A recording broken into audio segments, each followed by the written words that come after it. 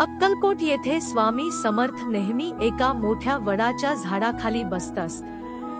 दूरदूरून लोक त्यांच्या दर्शनासाठी येत असत. एकदा काही लोकांनी स्वामींची परीक्षा घेण्याचे ठरवले. त्यांनी स्वामींना अपमानित केले, कठोर शब्द बोलले आणि त्यांची थट्टा केली. पण स्वामी समर्थ शांत राहिले. त्यांच्या चेहऱ्यावर ना राग होता ना दुःख. ते फक्त स्मित करत बसले होते. काही वेळानंतर त्या लोकांना स्वतःची चूक जाणवली. त्यांना समजले की ज्यांचा ते अपमान करत होते ते साधे संत नव्हते. ते स्वामींच्या चरणी पडले आणि माफी मागू लागले.